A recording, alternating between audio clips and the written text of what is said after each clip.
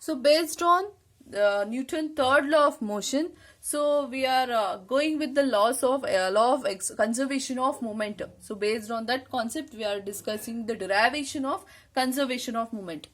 To derive this, let us take an object, two objects I am taking of the mass, same masses.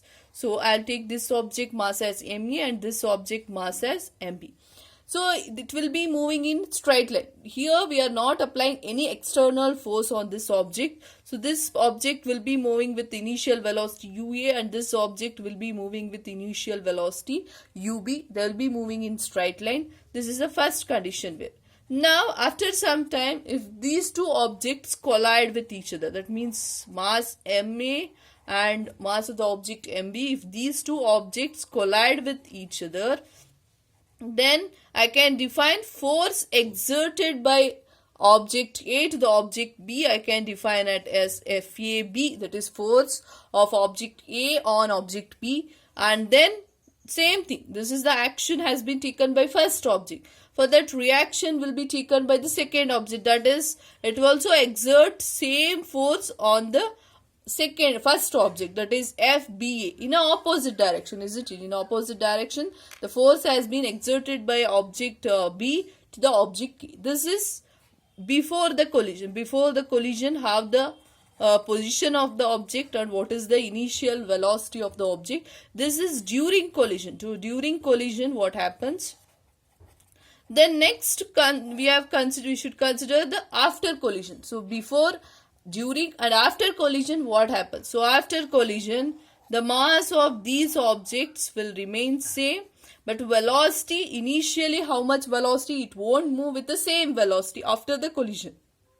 It move in with the velocity va, that is final velocity. It will move with the velocity vb. That is, I can write it as it is after collision.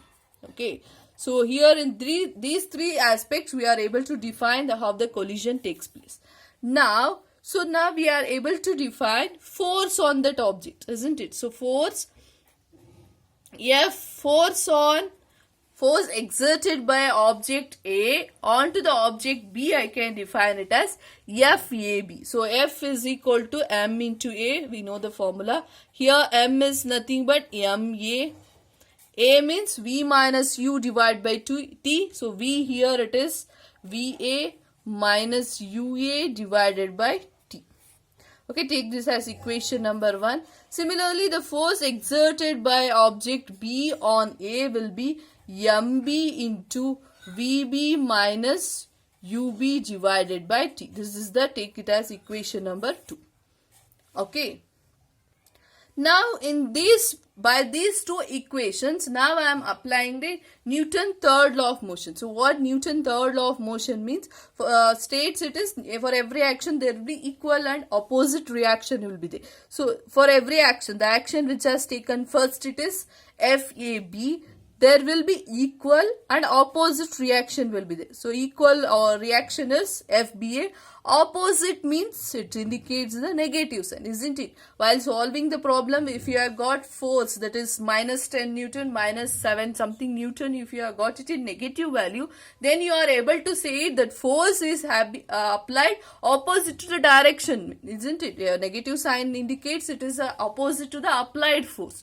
So here also same thing you are applying here. So I am considering FAB equal to minus FBA. So now I am going to substitute the value of FAB as well as FBA. So if I substitute, FAB is MA into VA minus UA divided by T is equal to minus this value MB into VB minus UB divided by T. Now I'll simplify this.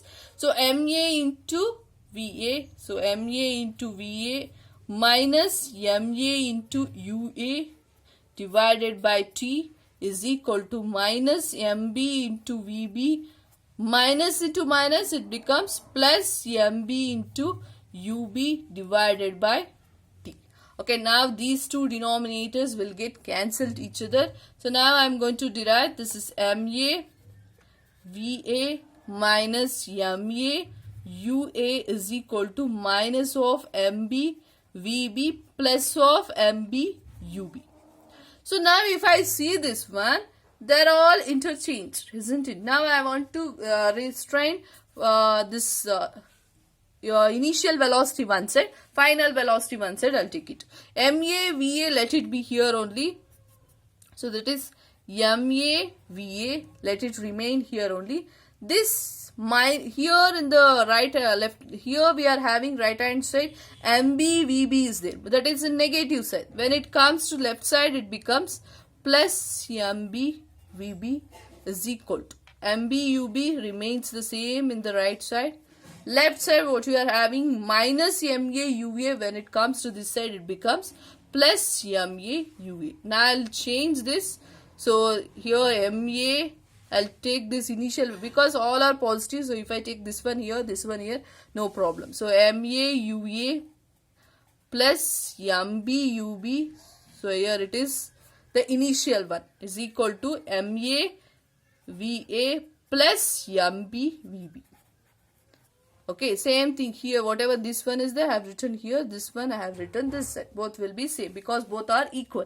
So by this case, what I can state means total moments. Here, this is the momentum, isn't it? This is the initial momentum. This is the initial momentum of object B. This is the final momentum of object A, final momentum of object B. So I can say by this expression as total momentum before collision. So before collision, what is the total momentum we are having? That will be same as total momentum after the collision. So before collision, whatever the momentum will be there.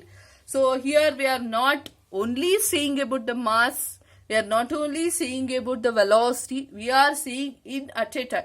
Okay, both mass and velocity, whatever will be there before the collision, that will be same as that after the collision. So this is the statement for the law of conservation of momentum. So if they ask the derivation, you have to derive this. At last, you have to mention it. Total momentum before collision is same as total momentum after collision. So this is the law of conservation of momentum when there is no external force has been applied on that object. So this is the condition for the conservation of momentum.